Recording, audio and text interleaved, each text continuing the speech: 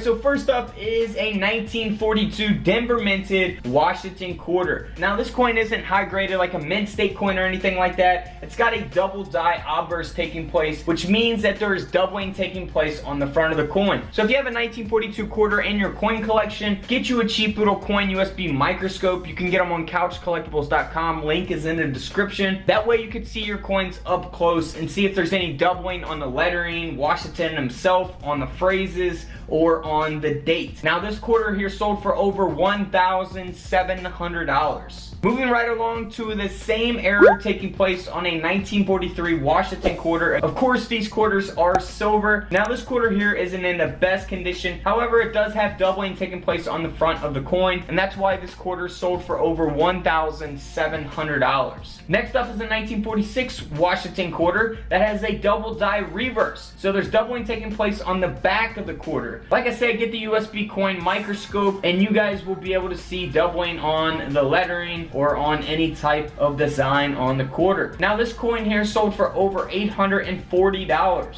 Next up is an interesting type of error. This is a 1964 quarter that was struck on a 1964 Denver minted Roosevelt dime. So a silver quarter struck on a silver dime. So you can see there in the images displayed, the whole quarter does not fit on the coin. The whole design does not fit on the coin there, and that's because it was struck on a dime. This quarter is very valuable. This coin sold for over $4,300. Next up is a 1965 Washington quarter. Now this is a really interesting coin because it's got a couple errors taking place here on this quarter. Like I said, it's a 1965. It's been struck through two staples. So you can see the staple there on the front, up there at the top going through the word Liberty, and you can see the staple there on the back at the top. So that is pretty cool, man. I would love to find something like that to add to my coin collection. Now this quarter here sold for over $1,400. Next up is a 1966 Washington quarter. Now this is a double die reverse as well. It isn't a high graded coin, mint stated coin or anything like that. It's at an extra fine 45. So this quarter has doubling taking place on the reverse, and this quarter here sold for over $900.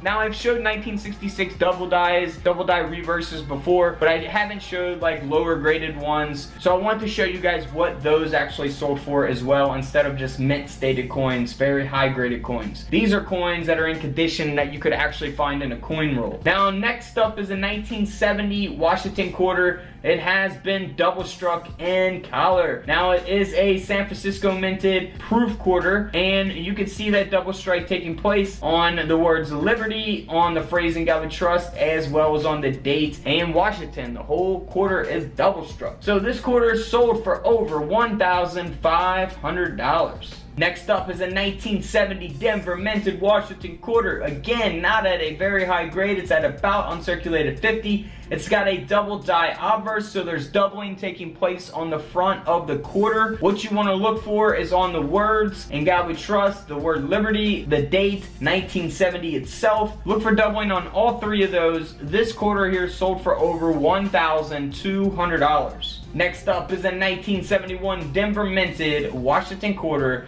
Now this quarter is very interesting. Most likely not going to find something like this in pocket change, but hey, you never know. So the quarter was struck on a 5-cent planchet, and it looks pretty normal there on the front, 1971. However, if you look on the back, you can see that there is a brockage taking place, and that's what gives it a lot of value. This coin here sold for over $2,500. Next up is a 1972 Washington quarter, San Francisco minted proof quarter. Now this has been double struck on the front of the quarter as well. If you look there to the top of Liberty, you can really see it on the B-E-R and T there. And then the date 1972, as well as on the phrase "In God We Trust" again.